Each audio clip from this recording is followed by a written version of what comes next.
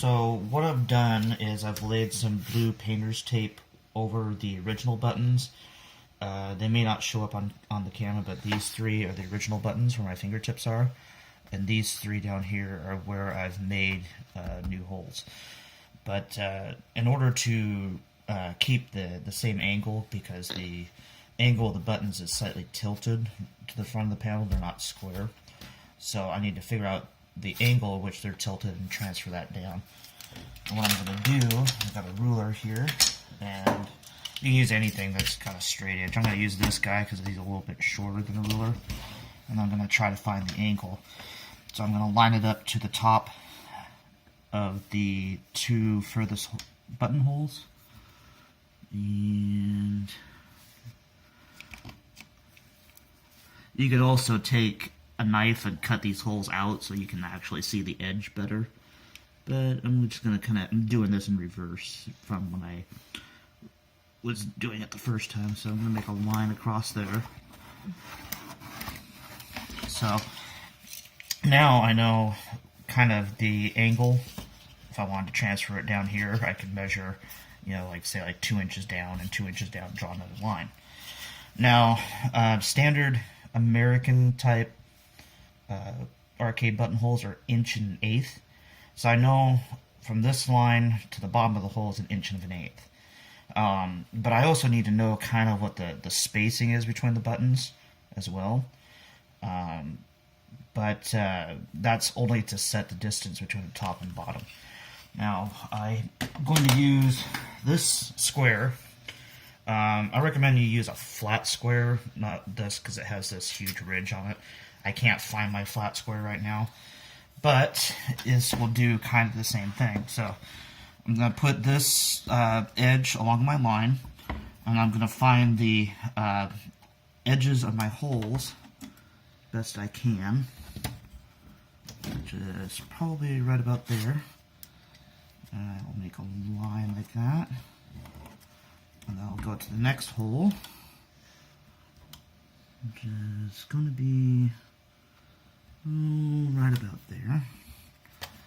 I'll make a line down, and then the last hole. Let's do this just a little bit.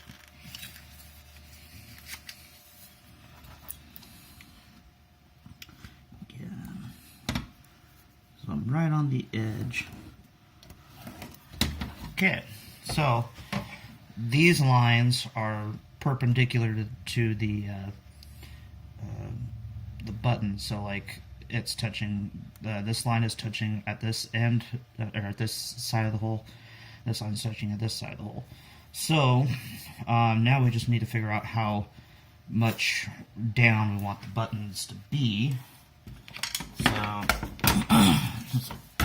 Again, this is just a terrible ruler, but I know that the button's going to be in 1 1/8.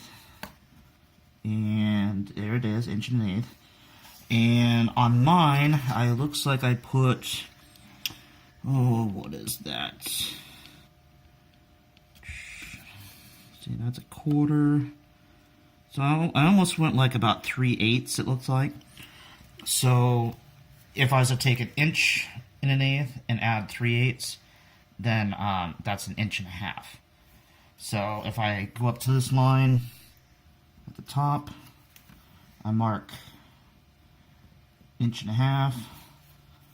I'll come over here, and I'll go 1 1/2. If I draw a line between those two,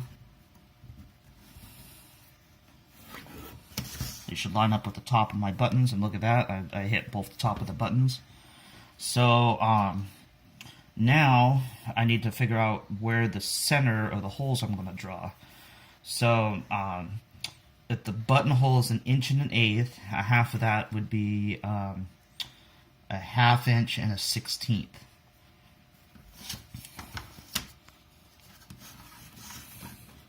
So let's see, it's 8/16 is a half, so it'd be 9/16. Let's just go from here. My ruler's a bit long, so that should be right about, there's half, and these are 1/16 inch marks. So right about there. Let's do it up here so I can push on some metal.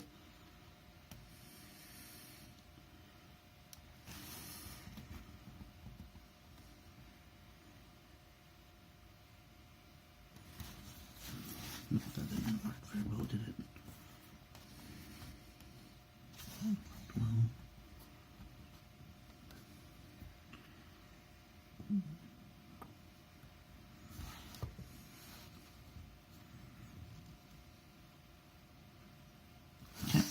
So those dots are 9/16 away from these lines, and then you can take your square again,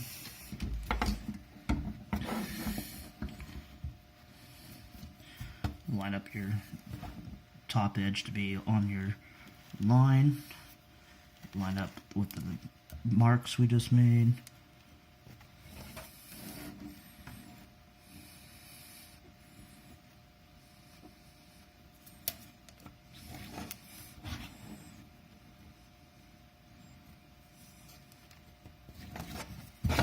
Okay, so these three faint lines here are going to be the center of the holes. That's where you'd put your drill bit.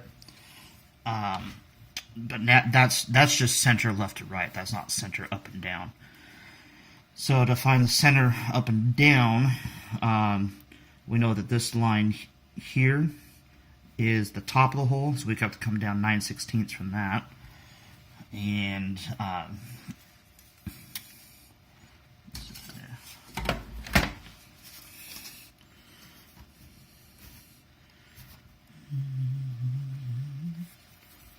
look at that, I almost got that one perfect. So it's going to be right about there.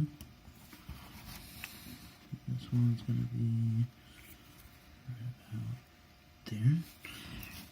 And this one's going to be right about there.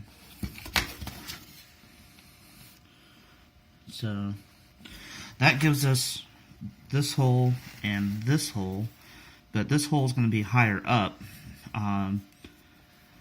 because it's inclined more. So we know that this is the center. We know that this from here to here is 3/8. So we need to add 3/8 plus 9/16.